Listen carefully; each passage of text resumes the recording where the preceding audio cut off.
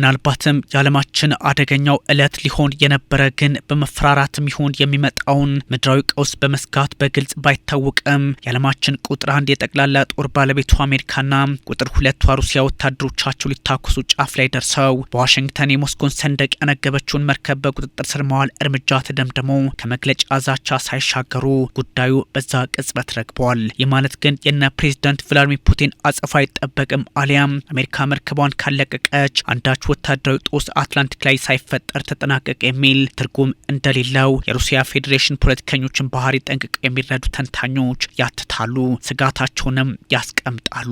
አሁን በአሜሪካ በኩል ነገሮች በፍጥነት በመለዋወጥ ላይ ናቸው። ዋሽንግተን ከቬንዙዌላ ጋር ትስስር ያላትን የነዳጅ መርከብን አሳዳ ያዘች። ትራምፕ የኮሎምቢያው ፕሬዝዳንት ጉስታቮ ፔትሮ ጋር ተወያዩ፣ ወደ ዋሽንግተንም ጋበዟቸው። በኮሎምቢያ ሺዎች አደባባይ ወጥተው የአሜሪካን ድርጊት ታወገዙ። አሜሪካ የመንግስታቱ ድርጅትን የባህር ህግ ስምምነትን ጣሰች።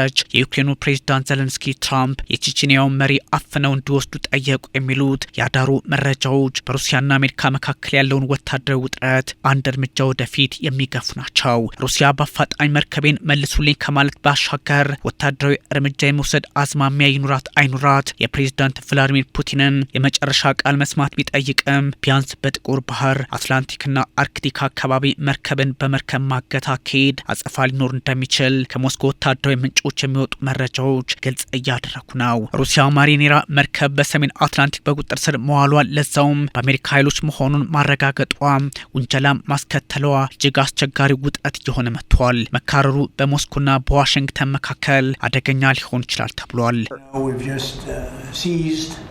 በቬንዙዌላ ባህር ዳርቻ የነዳጅ ጫኝ መርከብ ይዘናል። በጣም ግዙፍ ናት። እስካሁን ከተያዙት ግዙፏን ማለቴ ነው። እናም ሌሎች ነገሮች እየተፈጠሩ ነው። ጥያቄው የሩሲያ ተዋጊ ጀቶችና አደገኞቹ ባህር ጠላቂ መርከቦች በአቅራቢያው ያሉ መርከቧ መያዟ የአሜሪካን ወታደራዊ አቅም መጋፈጥ የሚችል የባህርና አየር ኃይል ጉልበት ሩሲያ የላትም ወይ የሚል ጥያቄ ማስነሳቱ ነው። ከዚህ አንጻር ነው የነ ፑቲን እርምጃ መረር ሊል ይችላል የሚባለው። የአሜሪካ ኃይሎች የሩሲያን ሰንደቅ የያዘች የነዳጅ መርከብ በቁጥጥር ስር መዋላቸው ብቻ ሳይሆን ለሳምንታት ከባድ ውዝግብም ውስጥ የነበሩበትን አጋጣሚ የፈጠረ በመሆኑ እጅጉን አስቸጋሪ ጊዜ ሞስኮና ዋሽንግተን ሊያሳልፉ ይችላሉ የሚል ስጋትም እንደዚሁ ተጋርጧል። ሞስኮ መርከቧን አጅባ ከየትኛውም ወታደራዊ ጥቃት መክታለሁ በሚል ተደጋጋሚ መግለጫም ስትሰጥ ነበር። የአሜሪካ የአውሮፓ እዝ ማሪኔራ የነዳጅ ጫኝ መርከብ መጀመሪያ ስያሜዋ ቤላ 1 የነበረ ሲሆን በተለያየ አጋጣሚ የአሜሪካን ማዕቀብ ለማምለጥ ብትሞክርም ከዓይናችን አልጠፋችን በሚል ሀሳብ ሰጥቷል። የአሜሪካው የጦር ሚኒስትር ፔት ሄግሴትም ሀሳባቸውን የገለጹት በዚህ መንገድ ነው። ድብብቆሹን አልቻሉትም የሚል ፖለቲካዊ ትንኮሳ በሩሲያ ቬንዙዌላና ኢራን ላይም አድርገዋል። በእርግጥ ቻይናም አለችበት። በአሜሪካ ማዕቀብ ስር ያለችው መርከብ ከፔንታጎን ኃይሎች አቅም በላይ መሆን እንደማትችል ያሳየንበት ነው በሚል ሚኒስትሩ ፔት ሄግሴት በብሔራዊ ኩራት ተናግረዋል። ከአንዴ አይሉት ሁለቴ የዋሽንግተን የባህር ዘቦች አሊያም ጠባቂዎች ቤላ 1 ላይ ለማረፍ ቢሞክሩም አምልጣቸው እንደነበር የሚዘነጋ አይደለም። የድብብቆሹ ነዳጅን ከአንዱ ሀገር ወደ ሌላ ሀገር ማሻገር ሻዶ ፍሊት አሊያም ዳርክ ፍሌት ከዋሽንግተን ወታደሮች ኢላማ ውጭ እንዳልሆነ ጋር ነው ይላል ፔንታጎን። ድብብቆሹ የመርከቦች እንቅስቃሴ ሩሲያ በዩክሬን ላይ ጦር ካዘመተችበት ከ2022 የካቲት 24 በኋላ እንደ ሰደድ እሳት የተስፋፋ ማዕቀብን የማምለጥ የመርከቦች ስልት ሲሆን እጅግ ግዙፍና ሚስጥራዊ ሰንሰለት ያለው አታላይ ከማዕቀብ የማምለጥ ታክቲክ እንደሆነም ይታወቃል። ይህ የቬንዙዌላ ማዕቀብን ለማምለጥ የሚደረግ የነዳጅ ጭነት ጉዞ ነው። መርከቧም እንደዛ ነበረች። እናም ዩናይትድ ስቴትስ በዚህ ፕሬዝዳንቷ ስር ያለች ይህንን አይነት ሻዶ ፍሊት አትታገስም። ሰንደቅ ዓላማን ጉዞ ላይ መቀየር፣ ከህጋዊ የመርከቦች ቁጥጥር ስርዓት ውጭ መሆን፣ ከራዳር ውጭ መንቀሳቀስ እንዲሁም ዋስትና ቢስ ሆነው አደገኛ ጉዞ በማድረግ ማዕቀቡን ማወናበድና ህጋዊ መስሎ ጭምር ነዳጅን ማራገፍ ተደርጎ ይወሰዳል። አሜሪካ የችኛዋ መርከብ ላይ ዘመቻ ያደረገችው ከቬንዙዌላ ኢራንና ሩሲያ ጋር ግንኙነት አላት በሚል ሲሆን በግልጽ የሞስኮን ባንዲራ መያዟ ደግሞ ከማዕቀብ ባሻገር የሁለቱን ኃይሎች ወታደራዊ ፍጥጫ ጠቋሚ ያደርገዋል። የሩሲያው አርቲ የአሜሪካ ኃይሎች ማሪኔራ መርከብ ላይ ከሄሊኮፕተር ወርደው ሲያርፉባት ምስሎችን ማሳየታቸው ደግሞ የት ሆነው ቀረጹት የሚል ሀሳብም እንደዚሁ እየተጋራ ነው። የሳተላይት ምስልም ቢሆን በቅርበት ካልሆነ በስተቀር እንዴት የሚል ጥያቄም እየተነሳ ነው። ያ ማለት የሩሲያ ኃይሎች በቅርበት ነበሩ ነው። ዋሽንግተን መርከቧን በአትላንቲክ ውቅያኖስ ላይ ለመያዝ በተለያየ ጊዜ ሙከራ ያደረገች ሲሆን በታህሳስ አጋማሽ ደግሞ ሰንደቋን ቀይራለች በሚል ከሳለች። አሁን ከሩሲያ በኩል የሚወጡ መረጃዎች እጃችንን አጣጥፈን አንቀመጥም አይነት ቢሆንም የሩሲያ ባህር ሰርጓጆችና ተፋላሚ ጀቶች እያዩ የአሜሪካ ኃይሎች በቁጥጥራቸው ስር እንዲውሏት በር ከፍተዋል በሚል የተለያዩ ሀሳቦች እንዲነሱ አድርገዋል። ሁሉም ሰው በአጭር ጊዜ ውስጥ ሩሲያን እናወድማለን ብሎ ተስፋ ያደርጋል። ሀሳቡ የተለየ ነው። አውሮፓውያን የአሜሪካውን የቀድሞ አስተዳደር ማለቴ የባይደንን ተቀላቅለው ከሀገራችን መፍረስ ተጠቃሚ ለመሆን ባለፉት ታሪካቸው በሩሲያ አሸናፊነት ያጡትን ለማግኘት እንዲሁም በእኛ ላይ አብላጫ ለመውሰድ ተሯሩጠው ነበር። በተለይም ደግሞ ጉዳዩ ወታደራዊ አቅምን እንደ መፈታተሽ መቆጠሩ እጅጉን አስቸጋሪ ለፕሬዝዳንት ቭላዲሚር ፑቲን ያደርግባቸዋል።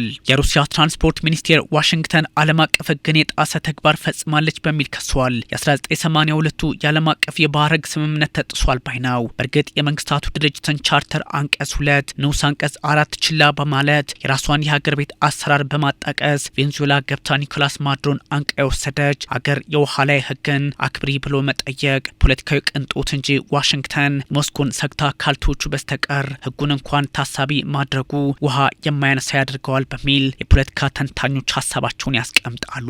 ከየትኛውም አገር ግዛት ውጪ ሁሉም ሊጠቀምበት በሚገባው የውሃ አካል ላይ የተወሰደ እርምጃ ነው በሚል ሞስኮ ትወቅሳለች። በፈረንጆቹ ታህሳስ 24 ጊዜያዊ ፈቃድ መርከቧ አግኝታም በሩሲያ ሰንደቅ ስር መህልቋን እንድትጥል ተደርጋ ነበር።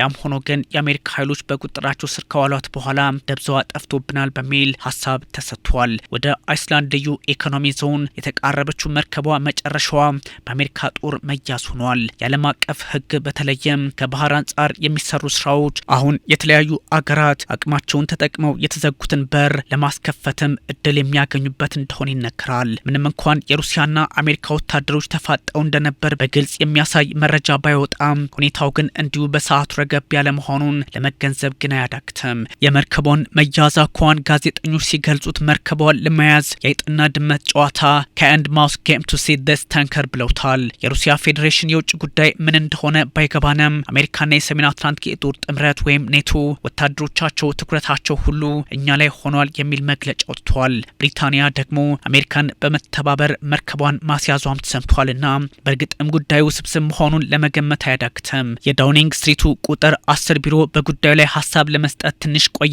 ቢልም አሁን ግን አሜሪካን አግዣታለሁ በሚል ሀሳብ መስጠቱ አሁንም በሩሲያ ላይ ጫናዎች እንደሚበረቱባት ጠቋሚ ያደርገዋል። የአሜሪካ ጦር ጉዳዩን ላቲን አሜሪካ፣ አውሮፓና ኤዥያ ከማድረሱን ባሻገር ሩሲያን፣ ኢራንን፣ ቬንዙዌላንም ታሳቢ ከማድረጉም ውጪ ህገወጥነቷን ሊባኖስ አድሷታል። መርከቧ በ2024 ከሊባኖሱ ሄዝቦላ ጋር የተገናኙ ኩባንያዎች ጭነትን ይዛለች በሚል ማዕቀብ ተጥሎባት ነበር የሚል ሀሳብም እንደዚሁ ተጋርቷል። የአሜሪካ የባህር ዘቦች ታህሳስ ላይ ወደ ቬንዙዌላ ጉዞ ላይ እያለች ካሪቢያን ላይ ሊይዟት ሞከሩ። ከአካባቢው አምልጣ አትላንቲክ ገባች የሚል ታሪክም አላት መርከቧ።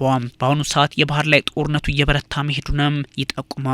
ይባስ ብሎ የዓለማችንን ግዙፍ የጦር ባለቤቶች እስከ ማፋጠጥም ደርሷል። ሩሲያ በጉዳዩ ላይ ብርቱ ምላሽ ቢጠበቅባትም ቆም ብሎ ግራና ቀኙን ማየት ጭምር አተኩራለች ተብሏል። ምክንያቱም ፕሬዝዳንት ቭላዲሚር ፑቲን አስተያየት መስጠት አለባቸው ተብሎ ስለሚታሰብ የትራምፕ አስተዳደር ዓለም አቀፍ የውሃ ላይ ፖሊስ አሜሪካን ትሆን በር የከፈተ ሲሆን ከቤላ አንድ በተጨማሪ ሁለተኛዋ መርከብ በሰዓታት ልዩነት ውስጥ ካሪቢያን ላይ በአሜሪካ ኃይሎች ተይዛለች። ግዙፏ ኤም ሶፊያ መርከብ አሊያም ጀልባ መያዟ ውጥረቶች ሁሉ በዓለም ባህር ላይ እንዲሆኑ ያደርጋል። የፓናማ ሰንደቅን የያዘች እንደነበረች መገናኛ ብዙኃን አስነብበዋል። ወደ ቻይና ከቬንዙዌላ ነዳጅ ጭና እየተጓዘች እንደነበረም የአሜሪካ የሀገር ውስጥ ደህንነት ሚኒስትር ክሪስቲ ኖኤም አሳውቀዋል። ለዚህም ነው አሜሪካ ከሩሲያም ከቻይናም ከኢራንም ከቬንዙዌላ ጋርም ጠብ ውስጥ በግልጽ ገብታለች የሚባለው። በአትላንቲክ የተያዘችው ማሪኔራ እንዲሁም በካሪቢያን በቁጥጥር ስር የዋለችው ሶፊያ አንድም ከቬንዙዌላ ነዳጅ ጭና አንድም ወደ ቬንዙዌላ ጉዞ ላይ የነበረች ናት በሚል ክሪስቲ ኖኤም ሀሳብ ሰጥተዋል። ጉዳዩ በቀላል የፖለቲካ ስልት ውስጥ የሚታይም አይደለም። ዓለም አቀፍ የውሃ ላይ ውንብድና ተደርጎም እየተወሰደ ይገኛል። በዛ ላይ ፕሬዚዳንት ዶናልድ ትራምፕ ላቲኖች ላይ የማድሮ አይነት እርምጃ ይወሰዳል በሚሉበት ሰዓት የኮሎምቢያ ፕሬዚዳንት ስቲሞ ሊሞክሩን ባሉበትም ቅጽበት በስልክ ተነጋግረዋል። ጉዳዩ ሌላ መልክ እያሰጠውም ይገኛል። ጉስታቮ